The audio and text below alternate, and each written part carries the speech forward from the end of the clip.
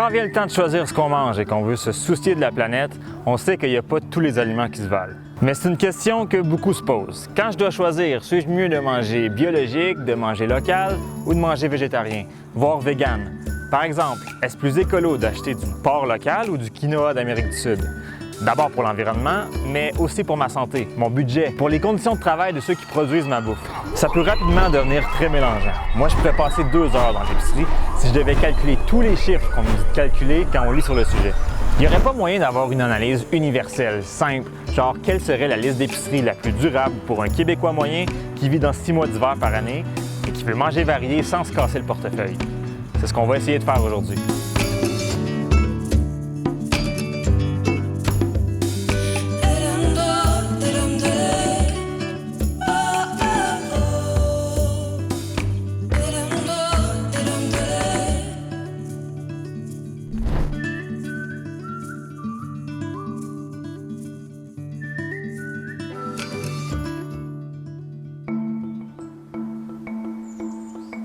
OK, commençons par l'alimentation biologique, qui, on le sait, interdit toute forme d'additifs chimiques dans la production des aliments. Donc, adieu les pesticides de synthèse ou les engrais chimiques. Je dis bien interdit, parce que la mention biologique est protégée par la loi au Québec. C'est une appellation contrôlée. Il faut pouvoir prouver à un organisme de certification que nos produits sont véritablement biologiques. En tout cas, les consommateurs sont de plus en plus au rendez-vous, parce qu'entre 2001 et 2010, dans le monde, la surface consacrée au bio a plus que triplé. On est donc passé d'une production majoritairement paysanne et marginale à une production à grande échelle. Pour bien comprendre, je vous place tout ça dans un graphique. Quand on produit de la nourriture bio, on n'utilise pas d'intrants chimiques. Et qui est gagnant au juste quand on n'utilise pas d'intrants chimiques? Bon, d'abord les sols, qui peuvent se régénérer plus facilement à long terme, mais aussi la qualité de l'eau. On pense à l'eutrophisation de nos lacs à cause des engrais, les fameuses algues bleues par exemple. Mais avec le bio, on protège aussi la biodiversité locale. Les végétaux sont plus diversifiés, donc plus de pollinisateurs, plus d'insectes, plus d'oiseaux, etc. Maintenant, on se déplace sur un autre axe. Quand on produit de la nourriture à plus petite échelle pour sa communauté, c'est ce qu'on appelle de l'agriculture paysanne. Un producteur qui peut vendre directement aux consommateurs, une main-d'œuvre plus nombreuse et souvent mieux payée. Évidemment, ça produit moins et ça coûte plus cher à produire. L'avantage par contre, c'est que ça permet de redynamiser les communautés rurales avec plus de monde dans les campagnes, dans les villages. Faut dire qu'au Québec, c'était un peu comme ça il y a un siècle, avant que l'agriculture change drastiquement de modèle. En fait, le 20e siècle, c'est le siècle de l'agriculture. Ce qu'on voit, c'est à partir des années 30-40, surtout aux États-Unis, mécanisation, croissance de plus en plus importante de la chimie, des engrais chimiques, concentration des terres, monoculture pour faciliter évidemment la grande culture, les économies d'échelle, baisse des prix, etc. Pour maintenir ces prix relativement abordables, le biologique n'a pas échappé à la tendance. Bien que le bio reste assez marginal avec seulement 1,2% des terres cultivées dans le monde, ces terres-là se concentrent en majeure partie dans des régions précises. Les produits bio sont ensuite exportés partout dans le monde à des milliers de kilomètres. Bien sûr, il existe du meilleur bio que d'autres, mais de façon générale, acheter bio ne garantit pas qu'on va soutenir les petits producteurs et leurs collectivités locales. Justement, allons voir du côté de l'alimentation locale maintenant. Consommer entièrement des aliments qui sont produits dans sa province ou dans sa région, on appelle ça du locavorisme. On associe souvent production locale avec écologie et communauté. Mais dans les faits, est-ce que c'est toujours le cas? Eh bien, ça dépend. Ressortons notre graphique. Rien ne nous garantit que l'agriculture locale n'utilise pas d'intrants chimiques. On la place donc au bas du graphique. Sur le deuxième axe, c'est certain que si la totalité des aliments produits au Québec était vendue ici, on améliorerait pas mal les dynamiques locales, les régions, la vitalité des petits villages. Mais rien ne nous garantit non plus qu'on ne conserverait pas d'immenses fermes industrielles qui emploient peu de main-d'œuvre à part des travailleurs étrangers temporaires. On va donc placer l'alimentation locale au milieu de l'axe. Finalement, l'alimentation végétarienne. D'abord, c'est quoi être végétarien? Au sens strict, c'est de ne pas manger de viande. Ensuite, il existe aussi tout un spectre dans l'application du régime. Par exemple, les flexitariens vont diminuer fortement leur consommation de viande, mais ils vont s'en permettre dans les occasions spéciales. Puis les végétariens stricts ou végétaliens vont retirer aussi tous les sous-produits des animaux comme le lait ou les œufs. On les connaît davantage sous le nom de véganes. Le véganisme étant en fait la version la plus aboutie de la philosophie, qui exclut aussi tous les produits, comestibles ou pas, provenant des animaux. On va apporter ça dans notre graphique. Le végétarisme, végétalisme, véganisme, ça concerne les animaux. Mais pour le reste, rien ne dit qu'on doit sortir de l'agriculture conventionnelle. Ça ne garantit pas que les plantes qu'on mange sont cultivées sans intrants chimiques. Au niveau de la consommation d'eau, certains végétaux sont particulièrement réputés pour leur soif, comme les amandes cultivées en Californie ou les avocats au Mexique. Or, on est tout de même très loin de la consommation d'eau de la viande rouge et des produits laitiers. On pourrait donc monter légèrement sur l'axe vertical, mais horizontalement, on ne soutient pas nécessairement les producteurs et leurs collectivités. Alors jusqu'à maintenant, on se retrouverait avec l'agriculture bio qui gagnerait légèrement la course. Mais attendez, il manque une coupe d'affaires. Un des arguments qu'on entend souvent, c'est que le bio n'est pas aussi productif que le conventionnel, qu'il utilise plus de surface de sol pour produire la même quantité de nourriture. Est-ce que c'est vrai? Il faut voir ça sur le long terme. Les systèmes sont plus résilients. Fait qu'une année, peut-être que le système conventionnel pourrait être plus performant, mais quand il y a des ravageurs ou des événements climatiques, si un sol est plus riche, plus vivant, mais c'est prouvé que les plantes vont mieux résister à des stress hydriques, donc en cas de sécheresse ou même en cas d'abondance d'inondations ou de pluies prolongées. Donc, c'est là qu'on voit que sur le long terme, oui, le bio peut être plus productif. OK, parfait. Au niveau des gaz à effet de serre maintenant, on sait que l'épandage d'engrais chimiques libère du protoxyde d'azote dans l'atmosphère. 12% de l'effet de serre de l'agriculture proviendrait en fait du protoxyde d'azote. Donc si on enlève les engrais chimiques, on peut monter le bio de 12% vers le haut. Passons au locavorisme maintenant. Bien entendu, le fait de manger des aliments qui sont produits près de chez soi permet d'éviter le transport de ces aliments sur des milliers de kilomètres, et ça réduit ainsi la pollution. 2 études américaines, dont l'une publiée dans la revue Science, ont analysé le régime d'un consommateur moyen aux États-Unis et elles ont conclu que sur tous les gaz à effet de serre produits du champ à l'assiette, seulement entre 6 et 11% des gaz à effet de serre seraient attribuables au transport des aliments. C'est pas tant que ça. Mais attendez, ici on vit au Québec et pas aux États-Unis. Il n'y a pas grand-chose qui peut pousser dans nos champs entre novembre et avril. Nécessairement, le transport des aliments va occuper une place plus importante ici, surtout si on est végétarien ou vegan. Il est très difficile de trouver un calcul précis des gaz à effet de serre émis par l'importation des fruits et légumes dans un contexte québécois ou canadien. Certaines personnes ont toutefois effectué des comparaisons sommaires où on peut voir que le transport des aliments prend 2 fois plus de place dans le total des émissions. Mais est-ce que ça veut dire que le Québec et le Canada seront toujours condamnés à importer des quantités phénoménales de nourriture juste à cause du climat? Eh bien, c'est là que la technologie et le savoir-faire peuvent prendre le relais. On est allé rendre visite à une ferme pas comme les autres, qui est actuellement dans un entrepôt de la rive sud de Montréal.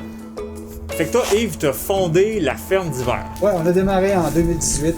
Tu sais, c'est important que les légumes qu'on achète à l'épicerie soient frais, locaux et abordables. C'est un peu la mission qu'on s'est donnée, c'est d'être capable d'avoir une solution technologique qui permet de produire en très grande quantité, que tous les maraîchers de taille variable puissent l'utiliser.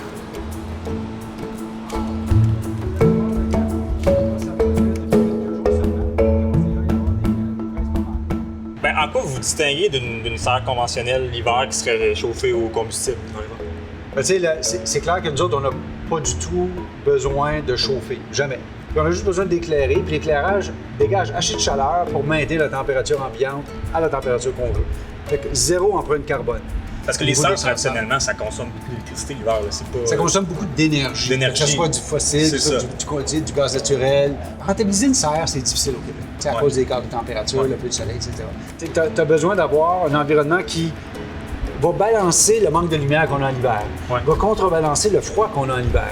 Fait qu'en ayant un environnement complètement contrôlé, ben, tu n'es pas sujet à « c'est nuageux » comme en fin de semaine. C'était très nuageux, il n'y a plus tout le temps. Bien, le rendement dans une serre est tombé à 0. Alors que nous, il n'y a eu aucune différence. L'autre élément, c'est le fait d'être enfermé dans un environnement comme ici. Toute l'eau qu'on donne aux plantes est toujours récupérée dans le système. Ce qui est évaporé par les plantes, on le récupère. Ce qui est donné en trop, on le récupère. Puis dans le fond, la seule chose qu'on perd en eau, c'est ce qui va dans les fruits. Tu sais, l'installation qu'on va aller voir à Vaudreuil, il fait 2 fois la hauteur. Tu sais, on a 6 rangs, là-bas, il y en a 14 de haut. Si on est en train d'installer ça, c'est en construction, ce qui permet d'avoir une densité au mètre carré qui est à peu près 9 à 10 fois la densité d'une serre. Fait que, tu sais, dans le même espace, on va produire 10 fois plus pour à peu près le même coût au mètre carré qu'une serre. Je peux en prendre une? Oui, sors-toi. Puis tu peux même les manger. Parce qu'une des choses qu'il faut comprendre, le fait qu'on ne soit pas exposé à l'extérieur, bien finalement, tu n'as pas besoin de mettre de pesticides dessus. On va contrôler les désordres avec des produits biologiques. Par exemple, on va mettre des bébites qui mangent les mauvaises bébites. Tu sais, les gens nous demandent souvent pourquoi il y a des bourdons. La raison est simple, c'est qu'il y a des choses en nature qu'on ne réussit pas à remplacer dans un monde complètement contrôlé. T'sais. Ça donne à peu près 10 à 15 % de volume de fruits de plus en utilisant des bourdons. T'sais.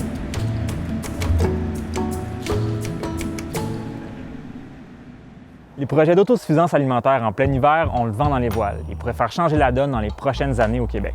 Mais actuellement, on importe beaucoup de nourriture et disons que le transport compte pour à peu près 15 % des gaz à effet de serre du panier d'épicerie des Québécois. Mais d'où vient le 85 % restant? Eh bien là, tenez-vous bien, on n'est plus dans la même ligue. Bon, admettons qu'on est vegan, ça veut dire qu'il faut remplacer toutes les protéines animales par des protéines végétales. Si on veut calculer l'impact des produits animaliers, moi ce que je veux savoir, c'est la différence de ce changement en termes de gaz à effet de serre. Des chercheurs de la très prestigieuse École de santé publique de l'Université Johns Hopkins en ont fait la modélisation en 2019. Ils ont calculé l'impact en gaz à effet de serre des régimes d'alimentation typiques qu'on retrouve dans 140 pays différents. Ils ont ensuite modélisé des changements de régime alimentaire en prenant bien soin de conserver le même nombre de calories et de protéines. Résultat, en moyenne, dans chacun des pays, incluant le Canada, le régime vegan raflait la palme, avec une réduction de 70% des gaz à effet de serre de l'assiette. Et en deuxième place, ce serait le régime low food chain, c'est-à-dire que les seules protéines animales doivent provenir des espèces qui sont au bas de la chaîne alimentaire. Petits poissons comme les sardines et les maquereaux, insectes, mollusques. Quant aux végétariens qui mangent du lait et des œufs, ils réduiraient d'environ 35% les gaz à effet de serre de leur assiette comparativement à la moyenne des Canadiens. Vu la différence entre les chiffres des végétariens et des véganes à partir de maintenant, on va se concentrer seulement sur les véganes pour notre petite modélisation. Bon, c'est bien beau tous ces régimes-là, mais c'est quoi leur impact sur moi personnellement? Par exemple, sur ma santé. Pour ça, ouvrons une troisième dimension à notre graphique.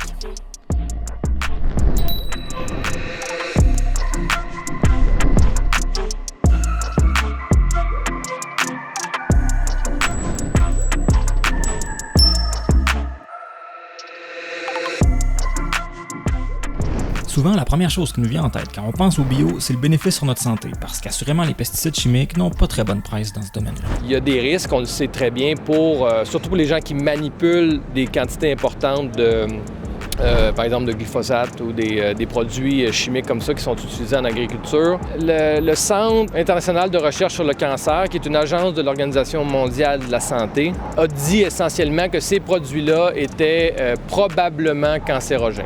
Donc ça, c'est quand même relativement bien documenté. La question, j'imagine que la plupart des gens se posent, c'est la question de l'exposition à travers les aliments. Jusqu'à date, on ne peut pas dire qu'on ne sait pas si c'est vraiment un problème de santé publique. En tout cas, pour ce qui est du Canada, on part du principe que l'exposition n'est pas assez forte sur une base quotidienne pour générer des problèmes de santé à long terme.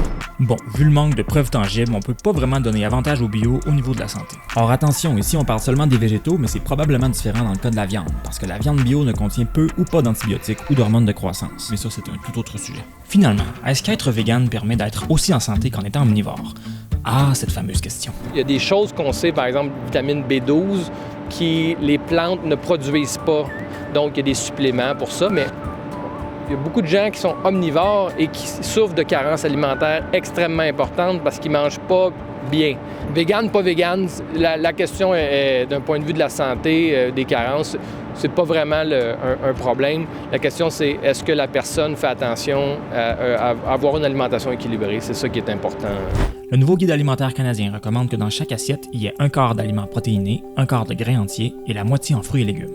Entre vous et moi, la partie de l'assiette qu'on a le plus de difficulté à remplir chaque jour, c'est les fruits et légumes. Et pour cause, on remplace souvent ça par des féculents ou de la viande. De plus, même si certaines viandes comme le poulet ou le poisson sont considérées comme de bonnes sources nutritives, la viande rouge, elle, pose de plus en plus de doutes. En 2015, après la compilation de plusieurs décennies d'études sur le sujet, l'Organisation mondiale de la santé a fait passer la viande rouge de la catégorie possiblement cancérogène à probablement cancérogène. La viande rouge, c'est principalement la viande des ruminants, soit le bœuf et l'agneau. Ce que ça dit, c'est pas d'arrêter de manger de la viande. Ce que ça démontre ou ce que ça dit, c'est on mange sans doute trop de viande. Mais la culture est très forte. Il y a un statut social qui est associé avec la viande. On le voit même aujourd'hui dans les pays qui se développent très, très, très rapidement. La consommation de viande augmente justement parce qu'il y a historiquement a toujours été plus cher. Donc, il y a un peu de tout ça qui rentre en ligne de compte. OK, donc les véganes ont de quoi aller chercher une petite longueur d'avance en termes de bénéfices sur la santé, mais de façon assez légère, parce qu'ils n'excluent pas nécessairement les produits transformés, les simili-viandes industrielles destinées aux véganes n'étant pas toujours meilleures que n'importe quelle charcuterie transformée. Bon, on pourrait regarder maintenant quel régime se rapproche le plus de la note parfaite. On a juste oublié un détail. En termes d'impact personnel, il faut aussi parler d'abordabilité. Combien ça coûte pour faire une épicerie dans chacun de ces régimes-là? Donc le bio est plus cher que le conventionnel. De combien à peu près? Ça va dépendre des productions. En fait, pour certaines productions, il n'y a pas de si grosse différence, alors que pour des productions comme les productions animales, il va y avoir des gros surcoûts parce que les animaux vont manger une production végétale qui, elle, a des surcoûts, des normes de bien-être animal, donc plus d'espace pour les animaux, qui augmentent les coûts de production, et aussi l'interdiction d'utiliser les antibiotiques, donc d'autres surcoûts. L'abordabilité du bio est donc la plus faible de nos trois régimes. Pour les aliments locaux, les prix sont similaires en moyenne aux aliments provenant de l'étranger. Pour les véganes, on sait que la viande est le produit non transformé qui coûte le plus cher dans un panier d'épicerie. C'est donc le régime le plus abordable, à condition bien sûr de consommer peu de produits transformés. Voilà, donc si on jette un œil à notre graphique, le régime le plus performant, c'est le régime végétarien strict, dit végétalien ou vegan. Et là, on n'a pas pris en compte toutes les considérations éthiques dans le traitement des animaux d'élevage. On a certainement tous des sensibilités différentes sur le sujet, c'est pourquoi c'est assez difficile à ajouter dans notre modèle. Mais dans ce domaine-là, c'est bien évidemment les véganes qui remporteraient aussi la palme. D'un autre côté, pour manger vegan, ça demande d'être un peu plus créatif dans notre façon de cuisiner, puis ça demande du temps. Est-ce que ça veut dire qu'on doit tous devenir vegan demain matin? Non, bien sûr, on a tous des goûts différents. Si on veut aider la nature, est-ce qu'on peut être plus vegan, plus bio et plus locavore? Évidemment. En plus, c'est en superposant ces trois régimes qu'on va additionner leurs bénéfices. Alors concrètement, comment on peut combiner tout ça dans une liste d'épicerie classique? Bon, d'abord, on peut toujours remplacer des aliments importés par un équivalent qui pousse ici, comme remplacer du riz par de l'orge, de l'huile d'olive par de l'huile de camerise, des citrons par du vinaigre de cidre de pomme ou du jus de rhubarbe, etc. Mais plus encore. Comment on peut avoir le panier le plus durable possible dans un climat nordique comme ici au Québec où il y a 6 mois d'hiver par année? Mais en fait, ce qui est le plus écologique, c'est de manger selon les saisons. Souvent, je parle de la monotonie, de l'abondance des supermarchés. Il n'y a rien de spécial à manger des fraises quand on en a à l'année longue. Alors que quand on mange selon les saisons, on arrive au printemps, puis c'est les fraises, c'est extraordinaire, on peut en manger beaucoup. Il vient durant l'été les légumes fruits comme les tomates, les poivrons, les aubergines, on en mange tout plein. Puis quand arrive à l'automne, des potages, des plats mijotés avec de la courge, des légumes racines, il faut aussi passer par des trucs de conservation. Donc la congélation est une façon très économique et écologique de préserver les aliments pour pouvoir en avoir à l'année. Mais il y a aussi la mise en conserve, la lactofermentation, la déshydratation, toutes sortes de trucs qui peuvent nous permettre de manger local à l'année et diversifié et super savoureux et plaisant.